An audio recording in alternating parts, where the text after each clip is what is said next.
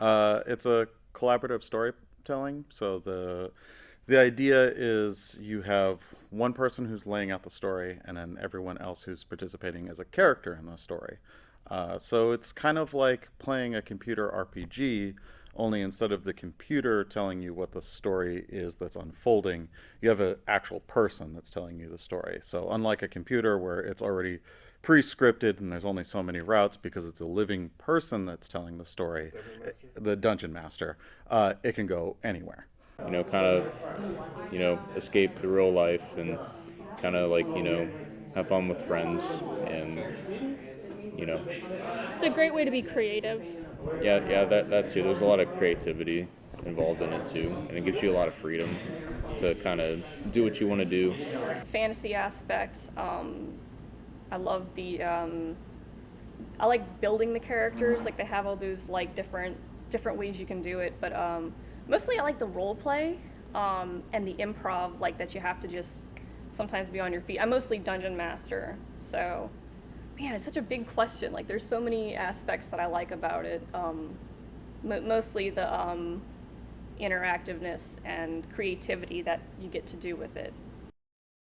Dungeons and Dragons originally was a, a homebrew version of playing old tabletop war games. Gary Gygax and Dave Arneson played like historic miniature war games, and they wanted to create something more like Lord of the Rings, basically. Their favorite fantasy stories. So they created hero characters with unique rules that could do special things.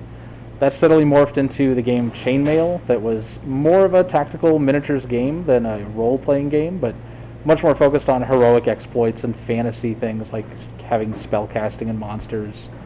And that morphed into Dungeons and Dragons.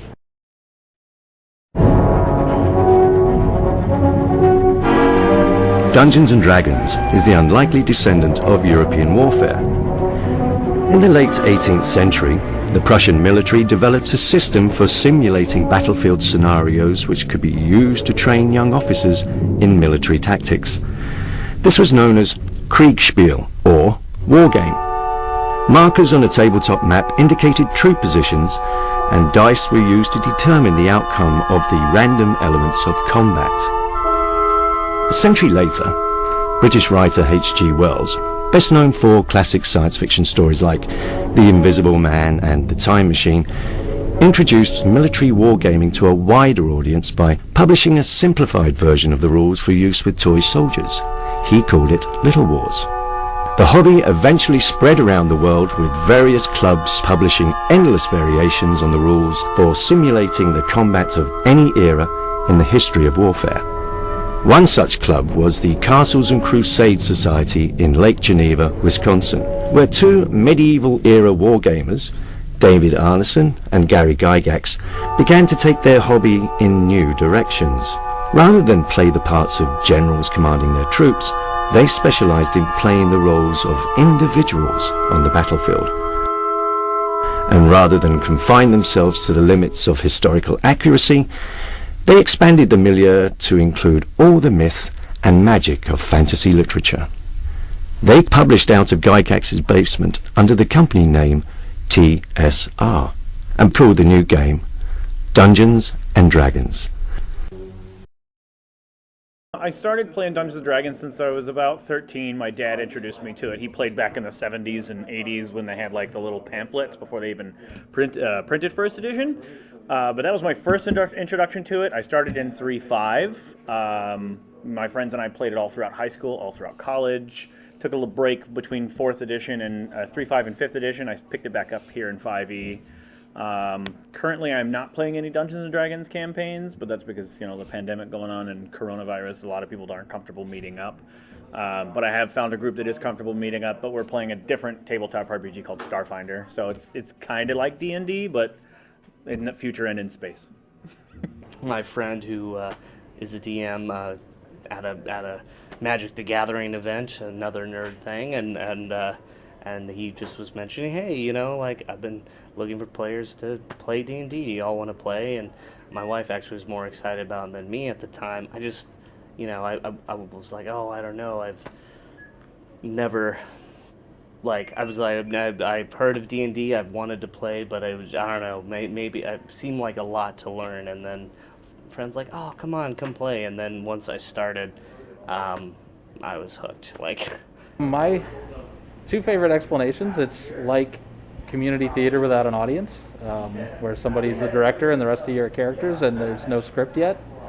The other explanation I like is it's like you're going to make a heist movie together, and the game master, the dungeon master, decides what the script is going to be, and the players decide if it's going to be the Mission Impossible theme or the Benny Hill theme.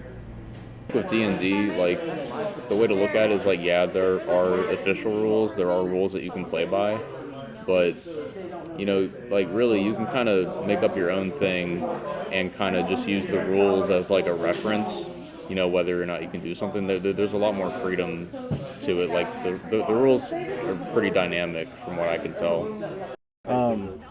You tend to get a very heavy, magic-focused, high fantasy type of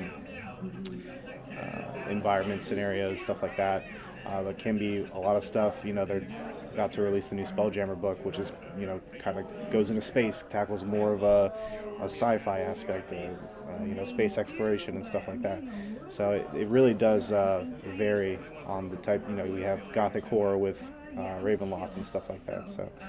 I've been painting miniatures for,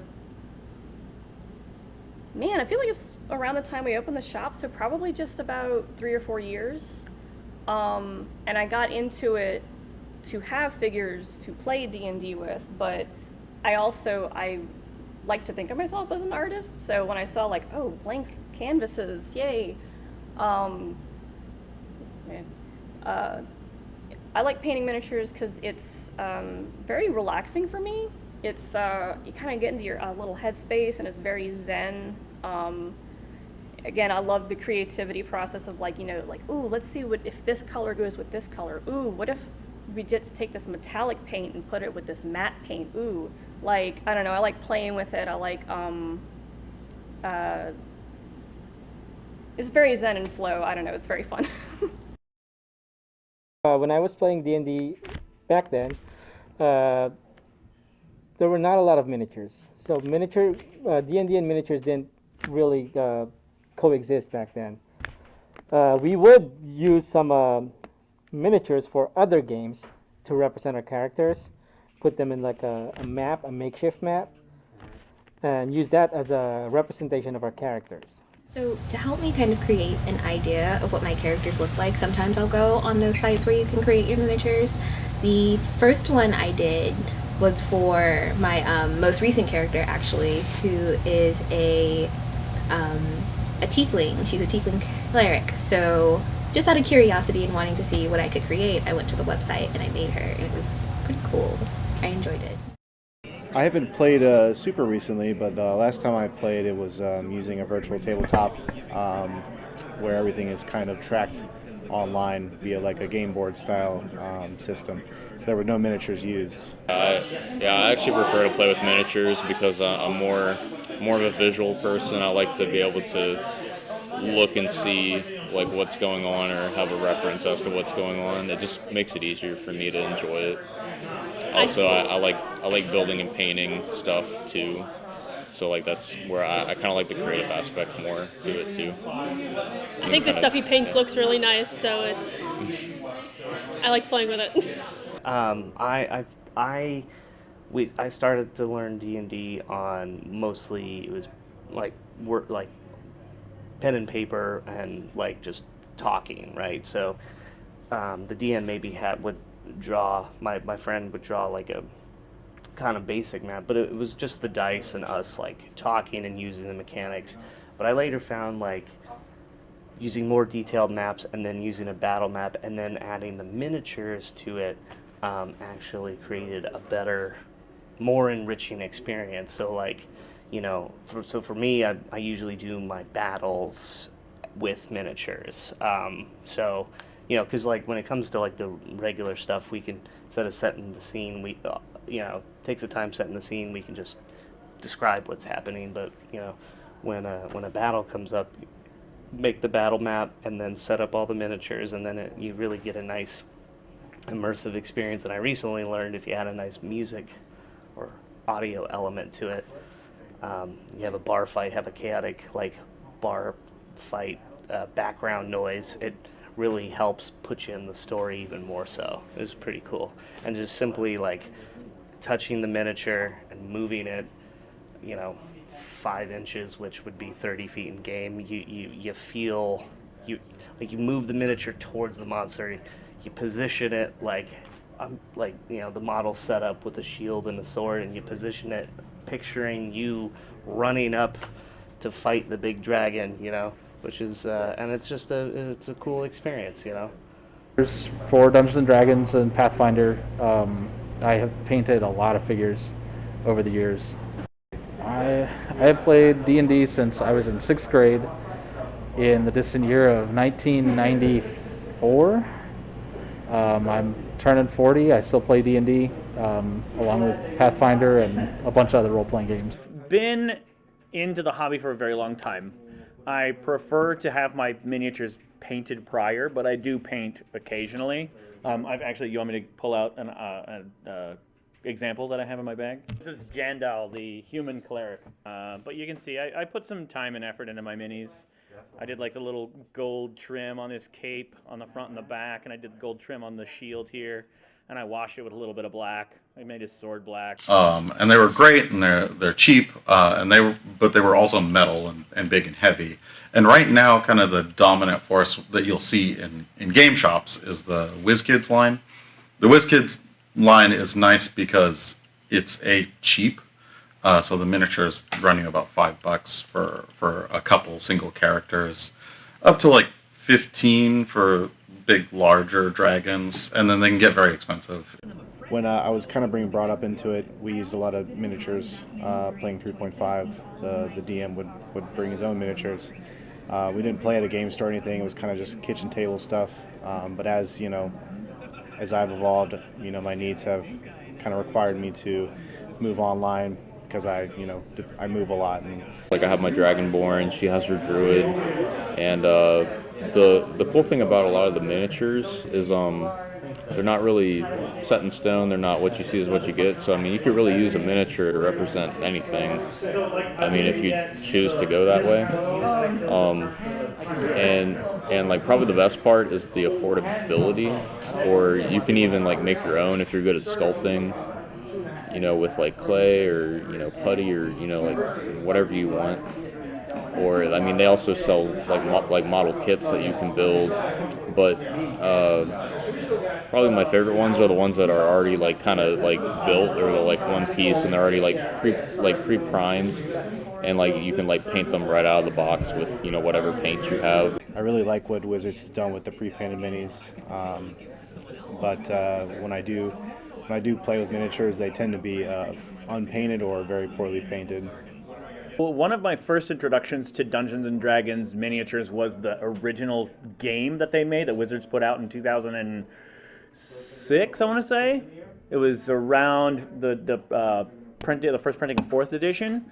As far as miniatures are concerned, I'm not the biggest proponent of them. I will use them if my DM wants them, but as a DM myself, I don't like the miniatures. I feel like it takes away from the immersion of the role-playing and the imagination aspect.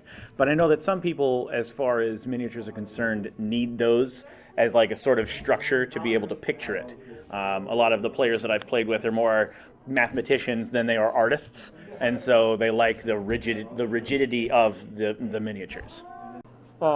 We have actual miniatures for characters, for monsters, for tools, for furniture. There's all kinds of miniature companies that you can find out there, especially online. Classics like Cobblestone Casting, and now there's a whole series of 3D printers and people who design miniatures for 3D printers that you can find for basically any fantasy thing that you would want. There's whole communities that are designing models that you can just take to your 3D printer and then print out to customize for whatever specific thing you're looking for. The best way to start is usually we have brushes that like they'll come like this, where it will be 3 in a pack, the little starter brushes where we'll have not these exact brushes. I forget which ones specifically come in the pack, but and also ignore the frill. I haven't conditioned them in a minute. You mainly need like pretty much that, like a kind of big one, medium one, and maybe not this small. This is for like hyper detail, like crazy, like eye prick, like a, what do you call it, pupil of the eye kind of detail. I'm just grabbing this. Oh, it's hiding from me. This is actually better for larger miniatures, or something that you're going to cover like a large area with. Like this was a lot of gray, so you're going to need a bigger brush. You gotta ignore that. And miniatures generally need a primer to start with. Some people like to spray paint primer on. I've never really been a spray painty person, also because the humidity down here, I mean, ugh. And also I mostly paint here between customers, so it's easier for me to do brush on primer. So I don't have to stop and like, hey, hang on guys, I'm gonna go outside and spray paint now. No time for that. Yeah, so variety of size brushes, primer, unless there's stuff that comes pre-primed. The Nolzur's line comes pre-primed, and you can tell by that matte gray, and you can feel it, like it's not shiny, or, I mean, it's not smooth or anything, it's got some matte to it. So primarily miniatures are painted with acrylic paints. We sell Citadel, which is the Games Workshop brand. We've sold Privateer Press over the years, P3. Other brands are Army Painter, Reaper, Vallejo. They're all acrylic. They're all water based. You thin them out. They're usually made to go on a little thinner than your typical out of the tube art paint, so it fits on a model better. Because sometimes people come in on weekends and they buy 10 at a time if they're gearing up for a big D&D campaign, or if one person, like a couple, will come in that are getting into D&D and they want to buy a miniature each. We also have a deal where if you buy a D&D book, you get a set of dice or a mini for free. So that's like a way of selling a miniature that we use to get them out there. We've also got the pre-painted minis over here that we opened in in some of the blister packs that we had that do pretty well. Like, people see them and they're interested and they're colored already, and some people don't like painting, so it's good for them because they could just like grab it and throw it on a board and not have to worry about it looking like a gray piece of plastic. I really, really like playing as a couple because we know each other really well, so we can make jokes and be really, really playful while playing the game. And we kind of know how one another will kind of react to something. So if I were to do something, I know he's probably going to go along with it, or I can do something and I know he's going to be like, no. So we can kind of role play better in that aspect. And it's just really fun. Games Workshop, if you're not familiar, does all the Warhammer stuff. That's their biggest line. And so they're a miniature war games company, so that you therefore doing lots of miniatures at the army scale. But they've been around for a while, and they've kind of perfected the art of making paint for miniatures. A lot of their stuff is designed for ease of use and for ease of understanding, for painting really nice miniatures, or making things look really nice when you don't have a lot of experience, to make those steps easy. So the Citadel line from Games Workshop is mainly what we carry, but we also have a line called Turbo Dork. Turbo Dork is a newer company, but they specialize in metallic paints and specifically color shifting paints. So paint that shifts in the light from one color to another, which is just something cool and kind of rounds out the line as something special. Play with most recently, it was my friend Tyler. He would have a television, and he would hook up his laptop through an HDMI cord, and we had like a layer of plexiglass over top of the television, and then he would have his maps and just use them on the TV, so we'd be able to change them and he wouldn't have to like draw on whatever. But we would still use the miniatures on the grid maps. It would just be projected on a television rather than written on a dry erase grid map or like a dry erase board. It could be a heavy combat game where you're using your miniatures to fight monsters and stuff, or it can be a very thoughtful story role-playing game. It can just be a time to kill with your friends on a Saturday night, drinks and pizza and all that. Just a bonding experience for family. You can kind of really make them your own or use them as a reference, and yeah, like kind of, like do your own thing. Like come up with your own world, come up with your own adventure, or like whatever you want to do. Like you can, I mean, the possibilities are endless, really. You know. Started thinking of making my own game, and then I created a world, started my first game, of course had some good things happen, bad things happen, and learned as I went, and then now have like created such a good experience where my players have actually influenced my world with their previous games, to where we can have new games set in a kingdom that they made in a jungle, a lush jungle area that I didn't even think a kingdom could sprout from. And somehow, through all their actions, this has happened. And it's cool. It's something I couldn't even write if I tried, Miniatures as the visual representation, I've always been a visual learner and a visual just person. I like that, especially in battle scenarios, because you're like, how many feet away am I? Well, you can physically see you are this many feet away from the monster, because the board is like every square is 5 feet on a 1-inch grid board. And with Mind's Eye, there's just so much more work to be like, am I close enough? And the dungeon master would have to be like, yeah, I guess. But with miniatures on the table, you know where you are. And also, they're just fun to look at. They're cute. It's been 2 years, and we do it maybe every other weekend. Yeah, like we don't play super consistently. We kind of just, whenever we decide we want to play, or if we feel like we have time to play, we'll, try to organize, set something up, and do that. The name of the store is Man of War Games in Covington, Louisiana. A good way to find local game stores is, online Facebook groups, or just trying to, if you're in school, maybe there's a local club that might cater to your hobby. Looking up, Google, very handy resource. Whatever you're into, if it's Magic the Gathering, or if it's Pokemon, or if it's Dungeons and Dragons. Hey, look up Dungeons and Dragons near me and see if you can find something that might be relative to what you're looking for. Everything was kind of like not as popular. It used to be like, ooh, nerds. Now it's like, oh, I love The Witcher 2, or I love D&D 2. It's like, yeah, it's so in. I think, like, where did it all begin? I feel like it goes all the way back to Lord of the Rings. Like, people love that, the whole fantasy thing, and there's still stuff like that will be from Lord of the Rings that they'll put in D&D, and it's almost like if you ever need something, you're like, well, let's go back and look at Lord of the Rings. Like, let's see what they did. All the stories throughout history, like humans we're natural storytellers. We like to, even if it's something as small as what happened at work today, like we like to it's good.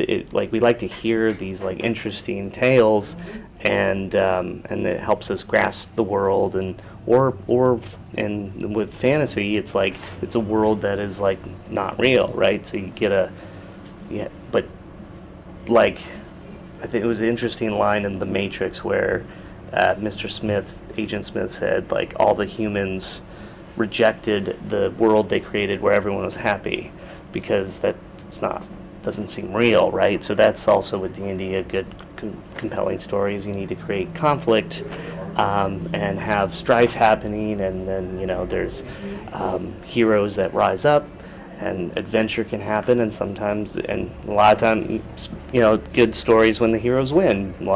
Many times though the heroes may not win, and that's also good compelling story. So that's the fun of D&D is, we get to come up with like this, this thing in this fantasy world in our head, and tell it to each other. And of course, miniatures help us like visually see it. And then as players, like the DM helps create this world, and as players, we get to interact in it. And that's why the D&D rules are nice, because we can actually go and do things from just simply ordering food at a market or raiding a dungeon and fighting the big bad monster and taking all the loot, right? D&D is just something easy to kind of get into. It's something a little different than what I'm used to, so it's just something else to try, play, you know. And the fact that she is interested in it kind of, you know, makes me want to get more interested in it, because it's cool. There's a lot of stuff you can do in the game, and like the fact that you can kind of make up your own stuff, like it's the whole creative aspect to it that really interests me and gets me, you know, more into it, because like the tabletop war games that I'm into, like they're more creative centric, I feel, especially with the models and the painting.